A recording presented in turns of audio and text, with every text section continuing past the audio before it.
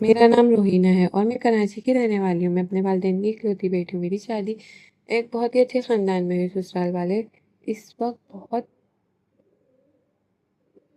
बहुत मेरी आदत ससुराल वाले इस वक़्त बहुत मेरी आदत थी कि मैं सुबह रोज़ वॉक पर निकल जाया करती, मगर मेरी सास भी मेरे साथ हुआ करती थी। मगर 10 मिनट बाद ही वो अपना रास्ता बदल कर कहीं और चली जाती और मैं हमेशा खोई-खोई सी रहती घर।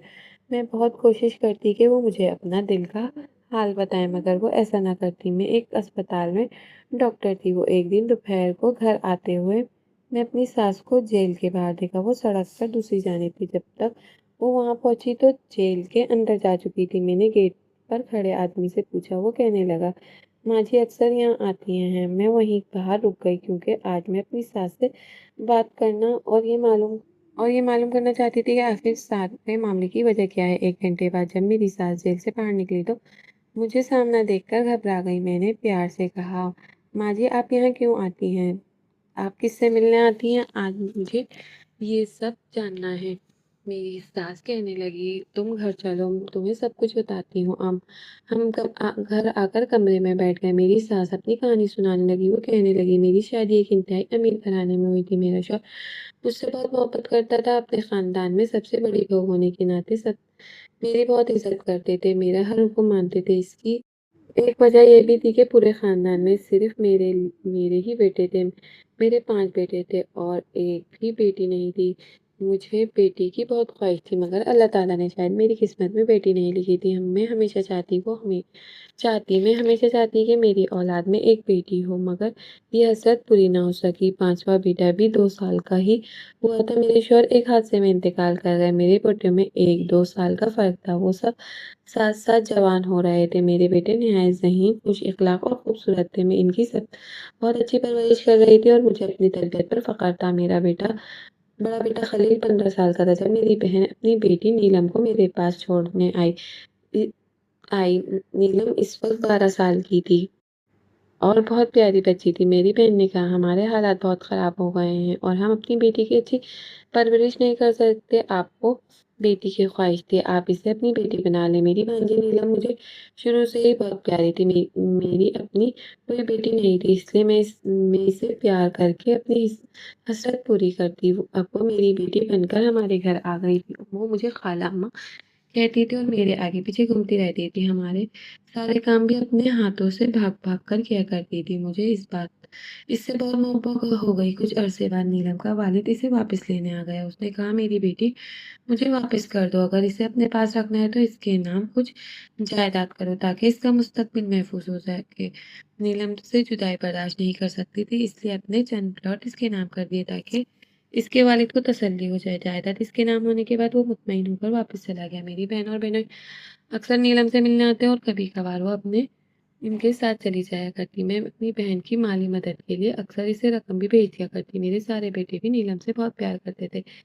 जब नीलम की शादी की उम्र को पहुंची तो मैंने इसके लिए रिश्ता तलाश करना शुरू कर दिया। एक दिन एक मेरी बहन ने मेरे आगे घर आई और कहने लगी, तुम नीलम से इतना प्यार करती हो और हमेशा इसके लिए अपने घर में क्यों ही नहीं रख लेती? मैंने हैरत से पूछा, वो कैसे? वो बोली, अपने बड़े बेटे खलील से इसकी शादी कर दो। इस तरह नीलम हमेशा तुम्हारी नज़रों के सामने रहेगी। मैं कभी इस ज़ाविये से सोचा ही नहीं था क्योंकि मैं नीलम को हमेशा अपनी बेटी समझकर पाला था। मेरी बहन ने समझाया कि नीलम तुम्हारी सगी बेटी नहीं है, इसलिए इससे रिश्ते में कोई रुकावट नहीं। फिर उसने इस शादी के लिए एक शर्त रखी, मैं इसकी बेटी को हमेशा खुश रखूंगी, इसे कभी तकलीफ नहीं दूंगी और मेरा बेटा इसके साथ अच्छा सलूक करेगा। मैंने इस तरह इसकी तमाम शराइत मान ली। जब मैंने खलील से इस बारे में बात की तो वो सख्त नाराज़ हो गया। इसने कहा, अम्मी मैंने नीलम को हमेशा अपनी छोटी बहन समझा है, मैं इससे शादी नहीं कर सकता। वो इस रिश्ते के लिए तैयार नहीं था, मगर मैंने इसे बहुत समझाया। आखिरकार वो मान गया। मैं अपनी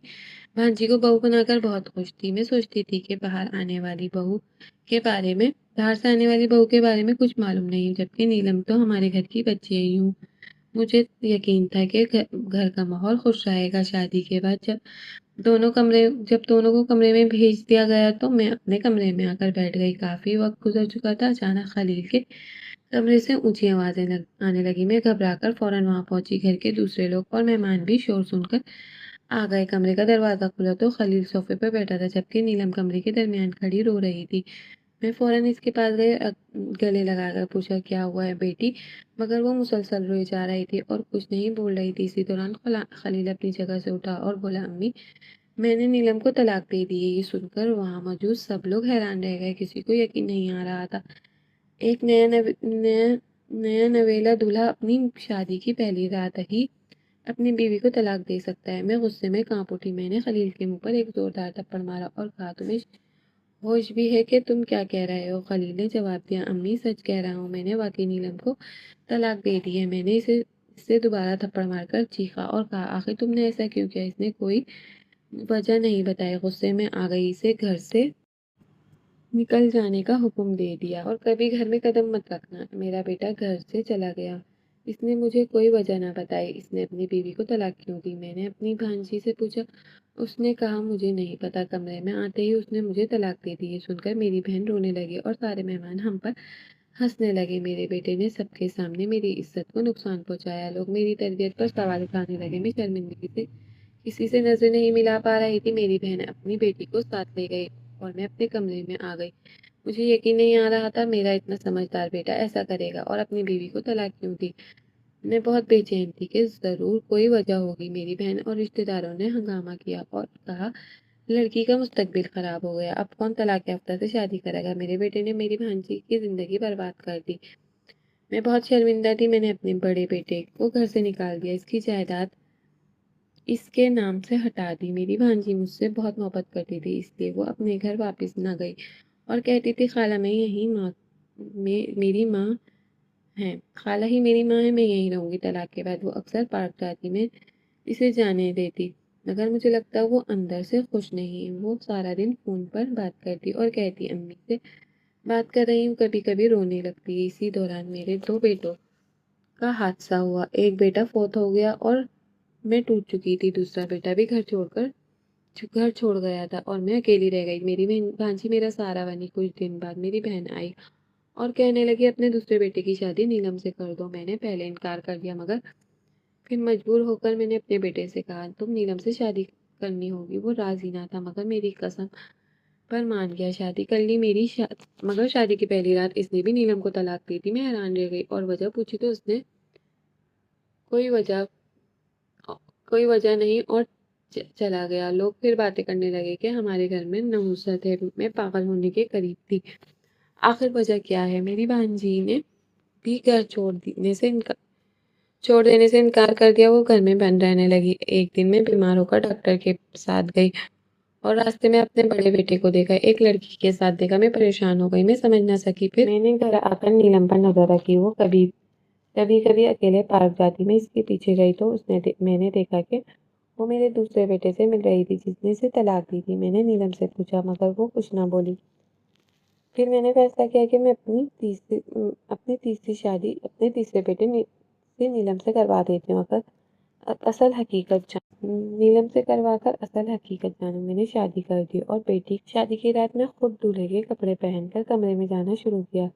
जब अंदर गई तो नीलम ने कहा, मैं तुम्हें हमेशा भाई समझा है, मैं तुम्हें शौहर नहीं मान सकती। ये सब खाला ने जबरदस्ती किया है। मैं उन्होंने पहले ही मेरी 2 शादियाँ करवाईं और तलाक दिलवाई और अब भी यही सब किया जा रहा है। ये सब सुनकर हैरान रह गई। इसी वक्त मेरी बहन भी आ गई और सब कुछ छुपाने की कोशिश करने लगी, मगर नीलम ने सच बता दिया कि ये सब मंसूबाबंदी मंसूबाबंदी है। मैंने गुस्से में अपनी बहन को धक्का दिया और नीलम को मारा।